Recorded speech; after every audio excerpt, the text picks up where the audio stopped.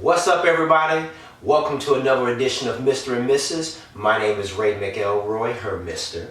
And I'm Michelle McElroy, his Mrs. And today we want to talk to you guys about our blog, What is Beautiful, written by my stud, the Ray McElroy. One of the things that I absolutely loved about the blog is his beautiful analogy between sports and athletics and marriage, and how we just enamor these athletes for having this awesome teamwork, for being so strong, and just how when that comes together, how powerful they become. And we've just experienced that in our marriage. We've had some wonderful people say some beautiful things to us, like, you guys' bond is so strong and y'all are such a beautiful couple. What is it that you guys are doing to be such a power couple? So share with us a little bit, babe, about what you said in the blog. Yeah. First of all, what I think is beautiful is my babe. She is just so awesome. Okay. But, you know, from the athletic perspective, one of the things that I also write in the blog is, you know, the great ones have a habit of making the hard stuff look easy. Yeah. And from the outside in, you know, it's kind of hard to see that, but because I was an insider playing in the National Football League, I was able to see these great, talented athletes do the hard stuff off the field to make the hard stuff on the field look effortless. Mm-hmm. I'm talking the hours of practice on the practice field, the hours of film work, the hours of meeting, the fighting through the injuries, all of those efforts and all of that time spent just for maybe one or two defining moments on the field or on the court that allowed us to experience victory, or if the time wasn't put in, to allow us to experience defeat. And what I've noticed in marriage is, I decided a long time ago, even before I met my wife, is that I wanted to have a great marriage. And so I understood that in order to be great, it's going to take some energy and effort and work, just like in sports. And so,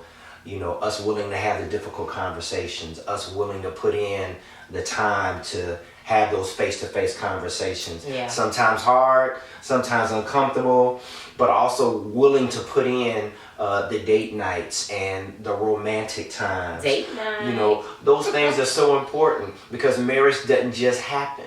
Once you get married, you have to continue to be intentional about putting the work in order to receive a great result. Mm-hmm.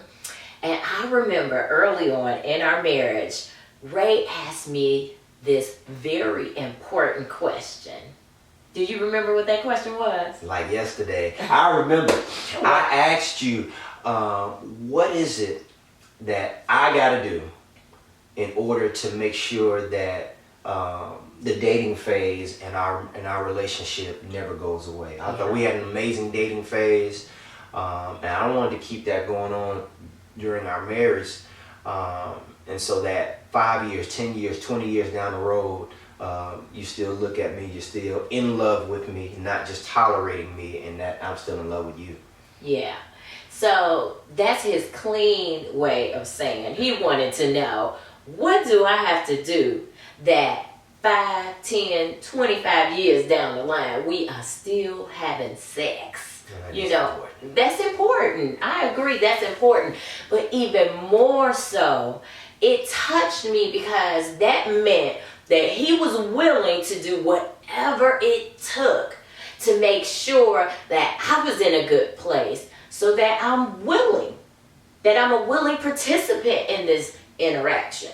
So I was so happy that he asked that. I feel like it really blessed our marriage. And what my answer was, I think, was life-changing for us.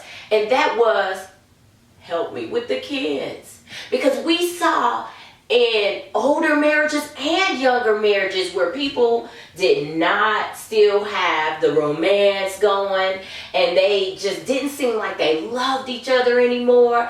And so I thought to myself, what I saw was exhausted women. especially in the earlier marriages. Just women that were running around after children, nursing children, dressing children, entertaining children.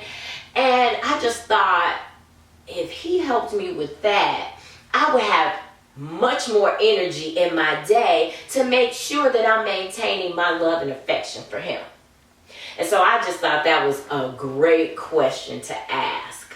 And another thing that I feel like we did was we read together, right? Yeah. We read devotionals, we read books on marriage. Like, everything for us was very intentional to maintain our marriage. And so I really enjoyed reading the books, and I credit that to us being able to have and enjoy what we have today in year 24. Yeah, it was a great move, I thought, because it allowed us to talk about difficult things, but somebody else was bringing it up. And so it allowed us to have those conversations in a very non-threatening, non-defensive manner, and I think really prepped us for those things that we knew eventually we would face in a long-term relationship. And I think the final thing that really helped us enjoy a beautiful relationship is we prayed together. Yeah, we did. And we started that very early in our relationship. And, for us, we really try to live out that Ecclesiastes chapter 9, 2 are better than one. And verse 12 says a 3-strand cord is not easily broken. God being at the center of our relationship, being that third strand to keep us together, was essential. Can you think about a time when our prayer time really touched you? Yeah, it's interesting that you asked that, because to me, it was a clear defining moment early in our marriage where I was kind of torn because I wasn't raised in church, and so us getting together, doing this prayer thing together just seemed a little uncomfortable for me because I didn't know what that was going to be like. Like, in my mind, I thought, he was going to say, Lord, oh Lord, please help this woman that I'm married to. Fix her, Lord. Fix her, please. Because she don't know what she doing. I just thought it was going to be something like that. But he said one of the most beautiful things, and I promise y'all, I had to hold my tears and emotion. I didn't want to lose my cool points, and everything by breaking down, crying. But he said, Lord, please help me be the best husband ever for her. I know y'all. It'll bring tears to your eyes. He said, Lord, please help me be the best husband ever for her.